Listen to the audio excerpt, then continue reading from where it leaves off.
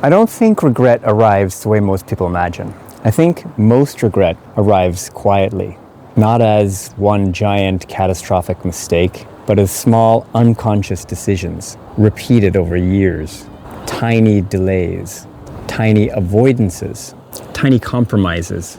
And then one day you suddenly realize time moved faster than you expected. I've been thinking about this a lot lately, especially as I've gotten older. Because when you're younger, life can feel almost endless. You assume that there's always more time, more energy, more opportunities, more chances to finally become the person that you imagined. But at some point, you begin to notice that life is actually moving. Your parents age, your children, they grow up, your body changes, friends disappear, and years just compress. And that's what's strange. Most of this happens gradually, and gradually enough that you barely notice it while it's actually occurring.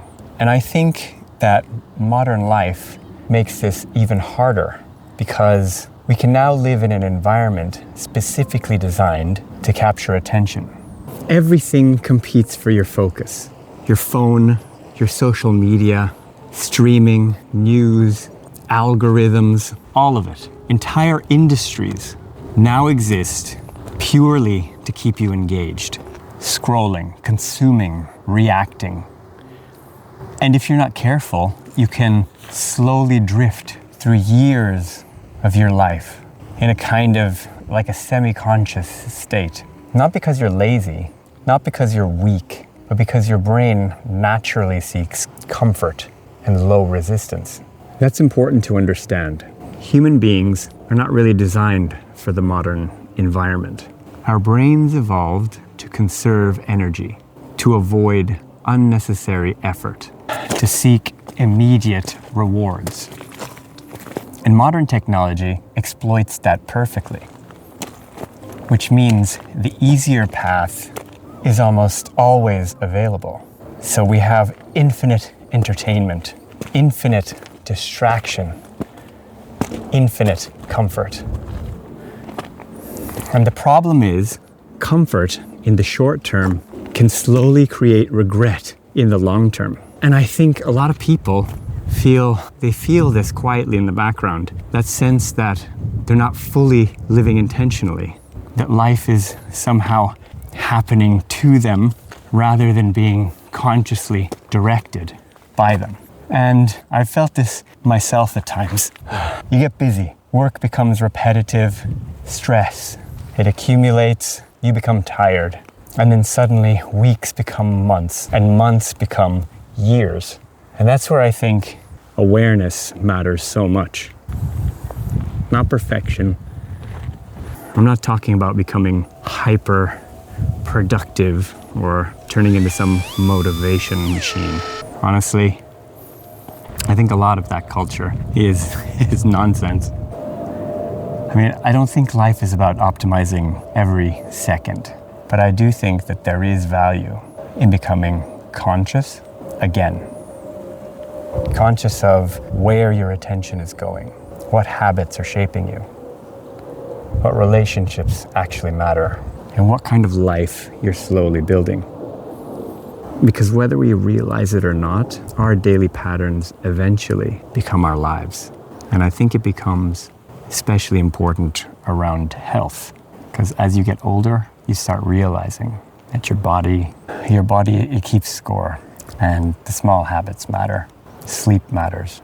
Stress matters. Nutrition matters. And you can't ignore those things. No, you can ignore those things for quite a long time. Sometimes until eventually you can't. And I think that many people regret waiting too long to care about those things and to care about themselves. Not because they wanted six-pack abs, but because they wanted energy, mobility, freedom, time, our most precious asset. And the same, I guess, applies to relationships. One thought that I keep coming back to is this. A lot of the most important moments don't feel important while they're happening. In fact, a random conversation, a walk with your child, family dinner, normal, ordinary weekend. At the time, they can seem forgettable. But later, those are often the moments that you miss the most. And I think that modern distraction steals a lot of these moments, steals them from us directly. Not dramatically, quietly. Being physically present, but mentally somewhere else, scrolling while life happens to you. Again, I'm not saying that I'm perfect or saying this from a place of I'm telling you what to do and do as I say, because I struggle with this too. Probably everyone does now. Maybe the goal isn't perfection. Maybe the goal is simply becoming more awake, more aware, more intentional, more present. Not all the time, but more often. Because once you become aware of drift, then you can start correcting course. And I think that's the hopeful part.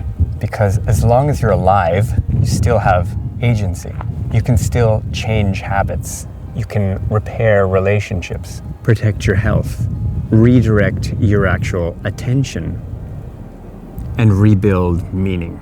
Slowly, imperfectly, but genuinely. And maybe that's ultimately what balance really is. It's not perfect. It's not perfect productivity. It's not constant success or pleasure, but living consciously enough that you don't wake up one day feeling like your entire life happened accidentally. Because in the end, I don't think people regret failing. I think most people regret not fully engaging with life when they had a chance. If this resonates with you, like, subscribe to The Balanced Ape, and I'll see you in the next video.